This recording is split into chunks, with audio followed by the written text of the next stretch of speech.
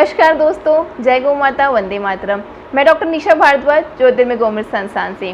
दोस्तों, जैसा कि हमारा संस्थान एक छोटी सी पहल कर रहा है किचन को रसोई घर बनाने में, तो उसी श्रृंखला में आज मैं आपसे बात करने जा रही हूँ अपने अगले मसाले हल्दी के बारे में। तो दोस्तों, हल्दी तो आपकी रसोई और किचन दोनों ही जगह मिल जाएगी, पर हल्दी का जो प्रयोग रह गया है वो केवल सब्जी बनाने के लिए ही रह गया है। जो इसके औषधीय गुण है वो तो हम सब भूल ही गए हैं। तो आज हम उसके औषधीय गुणों के बारे में ही आपसे बात करेंगे। तो दोस्तों, हल्दी की तासीर गर्म होती है। हल्दी की तासीर गर्म होती है, इसलिए यह शीत ऋतु में अद्भुत लाभदायक है। तो दोस्तों, जब हम बात कर ही रहे हैं सब्जी के बारे में, तो मैं आपसे बताना चाहूँगी कि हमारे राजस्थान में हल्दी की सब्जी खूब प्रचलित है, पर यह खाई केवल शीत ऋतु में ही जाती है। दोस्तों, यह सब्जी अत्यधिक लाभदायक होती है उन सभी के लिए जिनको अंदरूनी दर्द रहता है, घुटनों में दर्द रहता है, हड्डियों में, जोड़ों में या किसी भी प्रकार के अंदरूनी दर्द के लिए यह अद्भुत है। पर इसकी जो शक्तियाँ हैं, इसके जो गुण हैं, इसके जो औषधीय गुण हैं, वह कई गुना बढ़ जाएंगे अगर यह सब्जी देसी गौ माता के घृत में बनी हो। तो दोस्तों, अगली बार जब भी शीत ऋतु आए, आप सब भी यह सब्जी अवश्य बनाकर खाइएगा और इसके गुण उपयोग लीजिएगा। तो अब हम बात करते हैं इसके औषधीय गुणों की। तो दोस्तों, हल्दी एंटीबायोटिक है, एंटी फंगल है, एंटी इन्फ्लामेटरी है और एंटी कैंसरस भी है। जी हाँ दोस्तों, हल्दी एंटी कैंसरस होते हुए यह कैंसर जैसे रोगों से भी मुक्ति दिलाने के लिए सक्षम है। अब आप सोच रहे होंगे कि हल्दी में ऐसा क्या है। तो हल्दी में करक्यूमिन नाम का एक तत्व होता है, जिससे हमें हमारी रोग प्रतिरोधक क्षमता इतनी बढ़ती है जो हमें कैंसर जैसे रोगों से भी लड़ने के लिए खूब शक्ति प्रदान करता है। अब यही करक्यूमिन ऑयल जो है, ये जो करक्यूमिन तत्व है, विदेशी कंपनियां इस हल्दी में से निकालती हैं और इसके कैप्सूल्स, इसकी गोलियां बनाकर हज़ारों रुपए में बेचती है।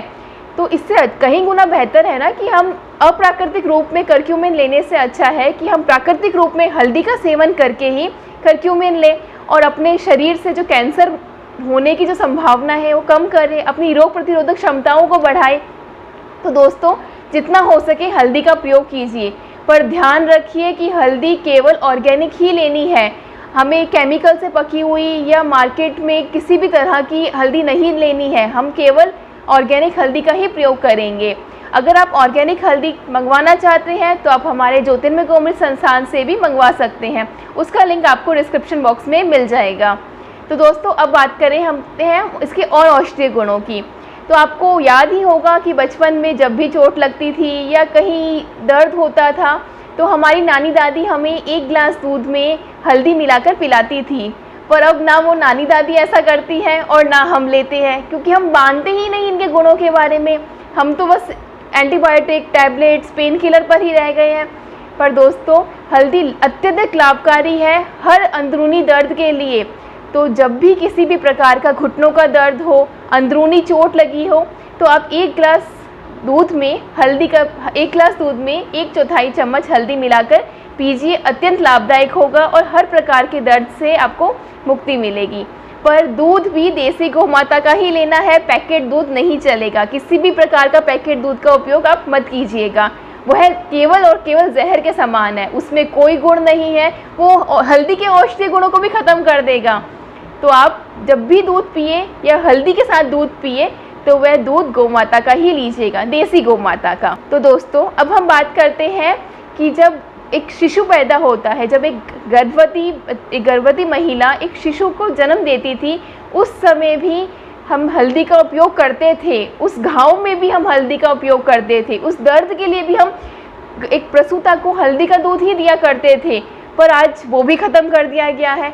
आप सोचकर देखिए ना हल्दी के अद्भुत गुणों को। हल्दी में इतने अद्भुत गुण थे कि एक प्रसूता महिला के घावों को भरने की भी क्षमता रखता है हल्दी।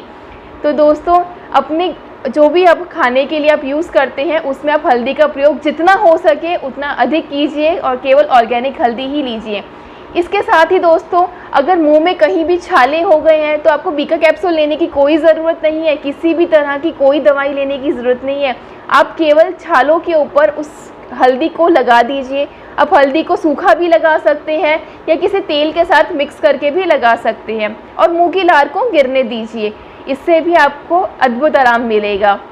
दोस्तों, अगर किसी तरह का घाव हो गया है, कोई गिर गई है या चोट लग गई है, तो किसी भी डेटॉल, सेवलॉन, एंटीबायोटिक या एंटीसेप्टिक क्रीम लगाने की भी ज़रूरत नहीं है। आप केवल उस पर सूखी हल्दी लगा दीजिए, या फिर हल्दी के साथ में सरसों का तेल या देसी गौ माता का घृत मिलाकर उस घाव पर लगा दीजिए। आपको अद्भुत आराम मिलेगा और वह चोट घाव बहुत ही जल्दी ठीक होने लगेंगे।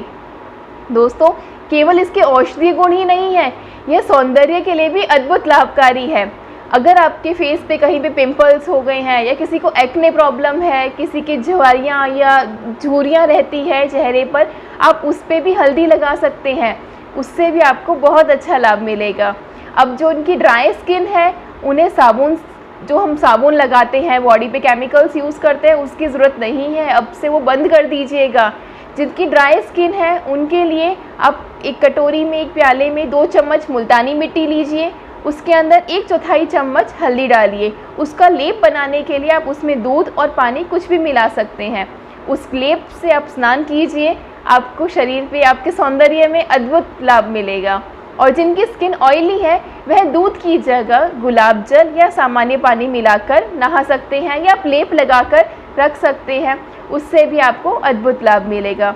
तो दोस्तों, इसके अलावा भी हल्दी के इतने गुण हैं कि जितने जानना चाहें वो कम होगा। दोस्तों, इसी तरह हल्दी का उपयोग आप अपने दिनचर्या में लाइए, अपने रूटीन में लाइए, जितना हो सके हल्दी का प्रयोग कीजिए। दोस्तों, सौंदर्य की बात तो अब हमने कर ही ली है।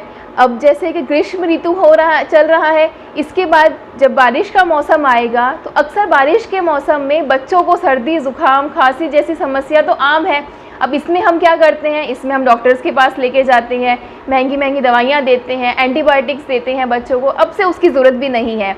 इसके लिए आप एक जायफल लीजिएगा, हल्दी, तुलसी पत्ते, इन सब का एक काढ़ा बनाकर बच्चों को दीजिएगा, इससे अद्भुत लाभ मिलेगा। और ये छोटी मोटी सर्दी, जुकाम, खांसी जैसी बीमारियां तो आप अपने घर में अपनी रसोई के मसालों से भी ठीक कर सकते हैं।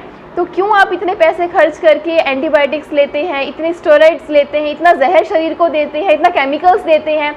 तो दोस्तों, आपसे आज भी विनती करती हूँ, एक रिक्वेस्ट करती हूँ कि जितना हो सके अपने रसोई के मसालों के प्रयोग से अपनी छोटी मोटी बीमारियों का इलाज कीजिए, अपनी रोग प्रतिरोधक क्षमता बढ़ाइए और स्वस्थ रहिए।